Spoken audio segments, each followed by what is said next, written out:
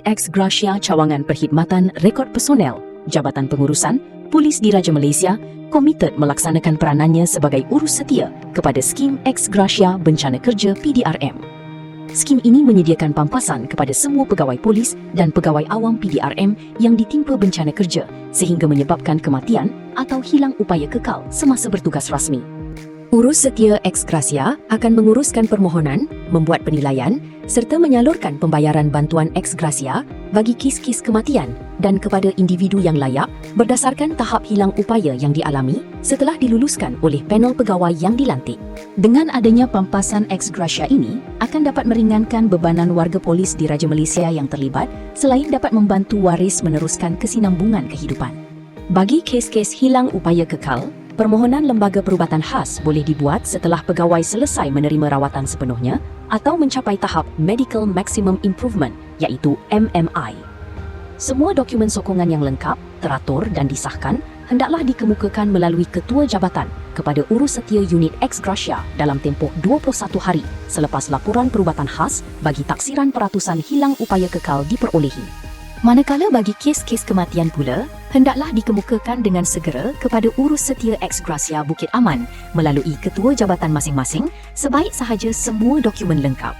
Faedah hilang upaya sementara berfungsi sebagai penggantian pendapatan apabila pegawai terpaksa menanggung potongan gaji separuh atau tanpa gaji setelah menggunakan cuti sakit lanjutan yang diluluskan. Setiap permohonan skim Ex Gratia akan dikemukakan dalam mesyuarat panel pegawai skim Ex Gratia Bencana Kerja PDRM. Manakala permohonan pegawai awam PDRM akan dikemukakan kepada Kementerian Kewangan Malaysia bagi mendapatkan keputusan permohonan.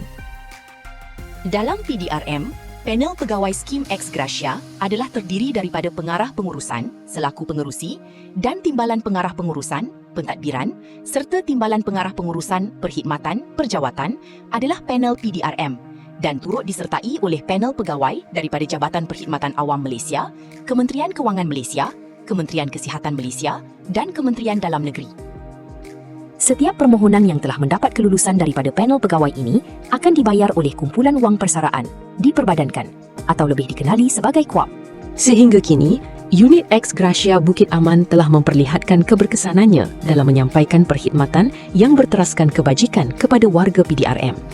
Daripada penganjuran mesyuarat penilaian yang telus dan sistematik hinggalah kepada penghargaan secara simbolik melalui majlis penyampaian bantuan, usaha-usaha ini jelas menunjukkan komitmen PDRM dalam memastikan anggota yang terkesan akibat insiden semasa bertugas tidak dipinggirkan.